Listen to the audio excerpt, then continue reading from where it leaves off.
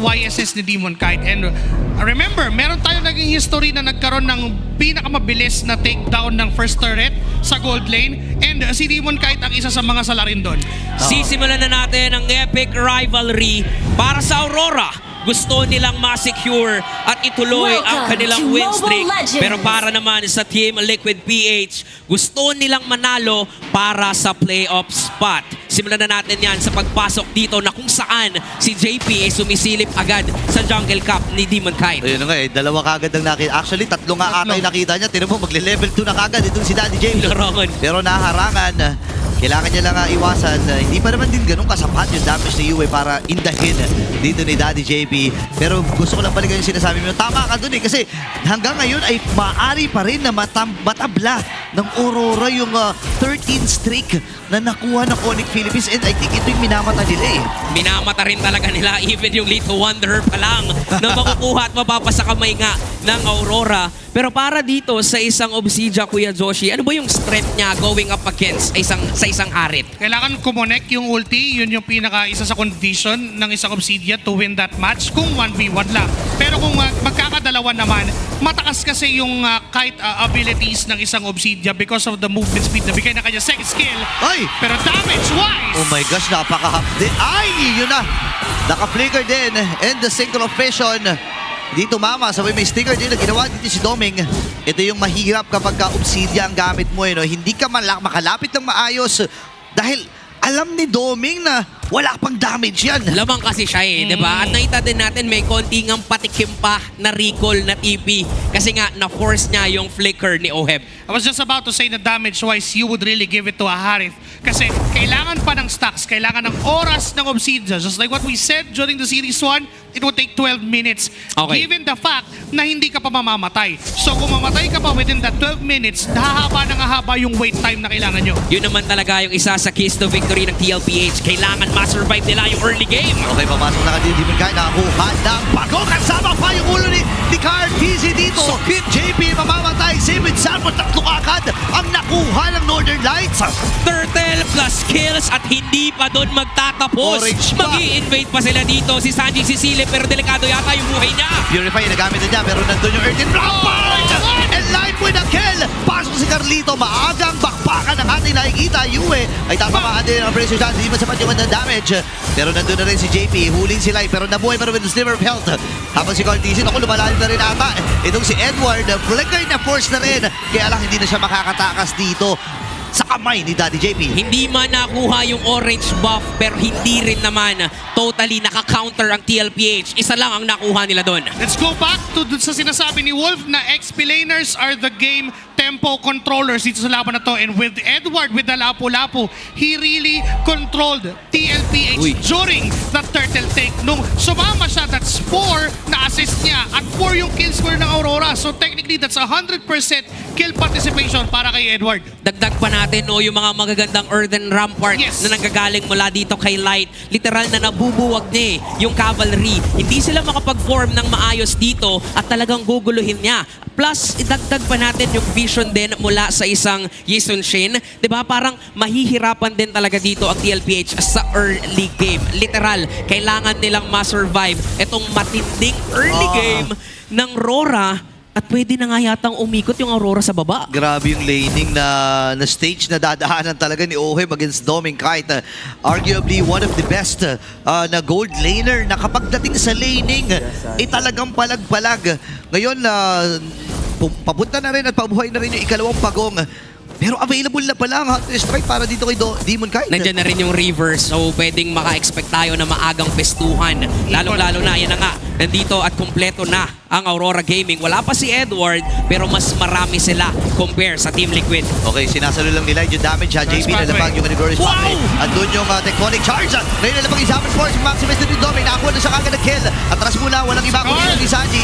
Edward ay nakakuha na rin ang isa sa may pagong ay malayang makukuha ng Aurora. Gandang setup mula kay Light. Ganda nung targeting ng Aurora.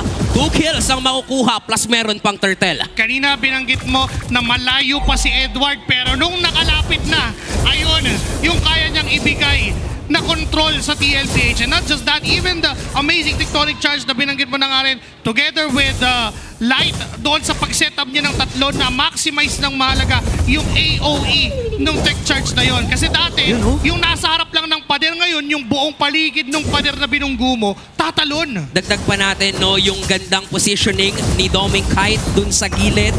Literal na nakasayaw lamang siya doon. At nakita na rin natin na umiwas na lamang si Oheb kasi alam niya din na late game pa talaga ang isang Obsidia. And we're gonna be seeing Aurora na baka ituloy-tuloy na nila itong momentum na to. They have 3.7k gold lead and surprising din na nananalo sa objective takedown ng isang YSS. Oo. By the way, napa-flicker din at na-force nila ito si US. So nabilangan na ito ng TLPH. Pasok si Carlito. Pero ang hirap kasi ng dadambahin mo, bato yan pre. Hindi mo basta-basta maahawakan yan. JP, kailangan matras. Nagamit na rin dito yung Tectonic Charge. At mababaanan nila si JP sa naging proseso na yon. Balik mo na sa orange buff itong si Carlito. Habang si Doming Kite ay tumatrabaho na ikalawang tore na makukuha niya sa tagpong ito. Hindi pa tapos ang bakbakan. Sanford and itong si Carlito ay kailangan ding umatras. At nakikita natin, ganito pala pumindot pre pag YSS. Makikita natin dito sa Infinix Handcam kung paano gumamit ng YSS. Ito ang Infinix GT30 experience of victory for every madlang gamer na kung saan may action na naman. Ito na, nagpupul-kupul na naman na! Patay na naman for the third time. Ito si Carlito, ngayon si JP magkikinig sa target nila. Atras muna din si Sanji. Pinapatid pa rin naman yung mga member dito ng Aurora. Pero kakayanin pa rin Sanford ni Soak. Kaya lang hindi, nagamit niya rin yung Vengeance. Atras muna sila dito. Napakabilis ng rundown na inilalatag dito ng Aurora at maaari pa nga mabasag yung Tori sa gitna. Normally, it's safe to say na kapag may objective, lamang yung Fred rin sa YSS. But because of Aurora targeting Carl TC every single time na may objective, hindi nila pinapabayaan na mawala sa paningin nila si Carl. In fact, binibigyan nila at sinusubukan nilang patayin. We have to give it to Light and Edward. Getting those crucial setups na kapag alam nilang kaya nila, bibigyan at bibigyan agad. The moment they saw JP dun sa top lane kanina, Tech Charge, Mountain Shocker, perfectly layered crowd control, tapos yung damage ay enough. Nung nakita ngayon si Carl TC, gano'n na rin yung ginawa. Ang nakakatakot no, hindi sila nag-aalinlangan kahit isa lang yung maseset-upan. Basta alam nila na kaya nilang i-burst down, mag-all in na dito ang Aurora at unti-unti ngang tumataas yung lead na meron sila dito. Pero for TLPH, again, this is to be expected. Lalong-lalo na nakita na natin ang Aurora Gaming na ganito talaga kataas yung potential nila sa early game. Meron namang Obsidia ang TLPH. Ang kaso nga lang aabot ba tayo sa punto na mag-online yung Obsidia ni Oheb? Unti-unti nauubos na ng oras ng TLPH. They have to help Obsidia or Oheb scale dito sa laban na to. Kasi kung hindi, uulit-ulitin lang nila yung ganito. Okay, Earth naman nagamit at nabangga na rin si Carlito na naman. Ika-apat na beses na matutumba ang Young Goat. Ngayon, atras muna ito si Sanford. Sanji as well ay namimilipit sa sakit mula doon sa mga bad impact dito ni Yue. Napakaganda ng kontrol ng Aurora sa larong ito. Ang pinakamatindi doon yung pagpasok ni Edward. Wala siyang pake kahit ultihan siya ng isang Obsidia kasi kaya naman niyang inigate yung mismong passive nung kanyang ultimate. Okay, ngayon hahawakan ng Team Liquid Philippines. Titibayan nila kanilo pero tumama doon sa Sanguine's Claw. Carlito ay pa-frontline muli Dapat na din ay nakuha na niya. Pero si Owe bata mag-inag sa target nila. Abot naman hindi na Edward. Hindi. Napag-George Pantay si JP na naman ay namatay. Masyado ang malalim. Itong si Amon Jing. Edward ay namatay. Same with Owe. Double kill na nakuha dito ni Demon Kite. At dire-diretso pa rin ang apat ng miyembro ng Aurora. May pagkakataon sila na umago ng resources. Even taking itong Lord na ito. 1-4-3 trade, partida sa may base pa yun ng Team Liquid PH. Nakita natin si Edward on how he's willing to give everything para lang mapatay si Oheb. Kailangan na kailangan ng ginagawa ni Edward kasi siya yung pinaka-papasok. Siya yung pinaka-mag-i-intro for Aurora. And pwede dyan naman yung Tech Charge para gamitin as initiation for Aurora. Pero mas gugustuhin nila yung value nun pag mas maraming tinamaan. And Edward will give a hard time para sa ibang members. Tulad ng nasabi natin, maganda yung ulti ng Obsidia sa Harith. Pero kapag may Purify, hindi. Yun lang, no, yung pala yung naging counter doon. And handang-handa ang Aurora.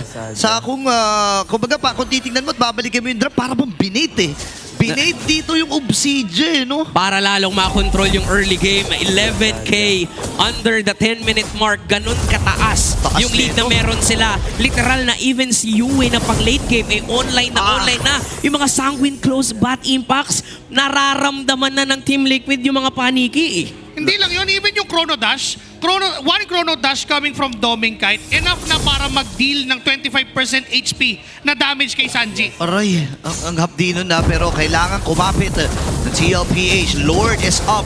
Andito na sa may bandang harapan. Nagamit na rin kagad yung Hunt of Bones, pero siya ay hinata at siya ay napatay. OM ay nakuha na rin dito ng Corona. Apat na meron lang natitira para sa TLPH. Shocking Squad, naiwasan ni Carlito. Lord ay buhay pa rin. Sanjay, babaril-baril lamang dun sa Lord at naglilista ng mga tore.